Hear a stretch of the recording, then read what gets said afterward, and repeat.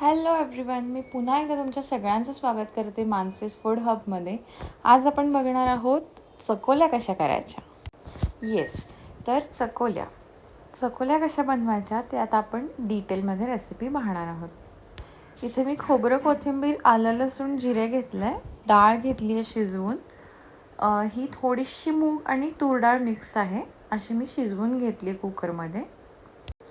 तर इथे मी गव्हाचं पीठ घेतलं आहे, त्यात थोडं मीठ आणि तेल घातलं आहे. आता थोडीशी घट्टसर अशी कणिक मळून घ्यायची.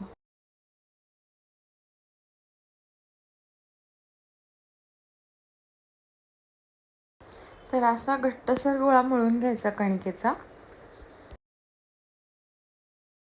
आता मिक्सरमध्ये कोथिंबीर, जिरे, आलं, लसूण आणि खोबरं हे सगळं पेस्ट करून घ्यायचं, एकदम बारीक वाटून घ्यायचं.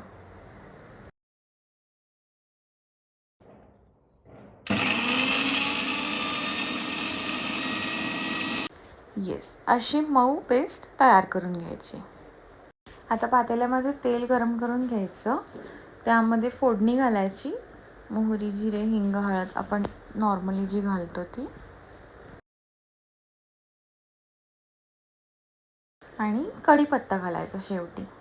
आता आपण जी पेस्ट बनवून घेतली ती ॲड करायची आणि चांगली कोरडी होईपर्यंत परतायची.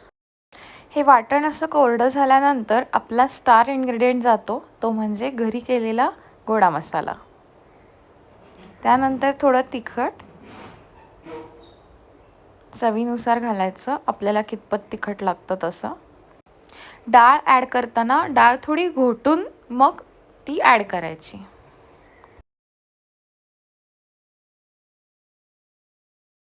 गोडा मसाला आणि तिखट मिक्स करून झालं की पाणी ॲड करायचं. त्यामध्ये 2-3 आमसूल ॲड करायची. थोडासा गूळ घालायचा. मीठ ॲड करायचं चवीप्रमाणे. कणकेचा एक गोळा घ्यायचा, त्याची मोठी पोळी लाटायची आणि त्याला कटरनी कट करून घ्यायचं.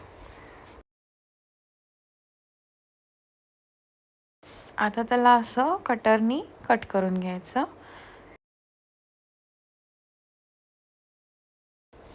हे असं चांगलं उकळल्यानंतर त्याच्यामध्ये आपण जी पोळी लाटली त्याचे कट करून घेतले छोटे पीसेस, ते असे ॲड करायचे.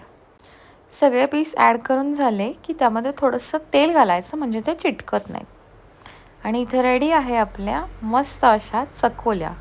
टेस्टी दिसतात ना, एकदम टेम्पटिंग. नक्की ट्राय करून बघा आणि मला नक्की सांगा. हा व्हिडिओ तुम्हाला आवडला असेल तर नक्की लाईक करा, शेअर करा. आणि येस, हे असं तूप ॲड करायला अजिबात विसरू नका. चॅनलला सबस्क्राईब करा. Thank you for watching.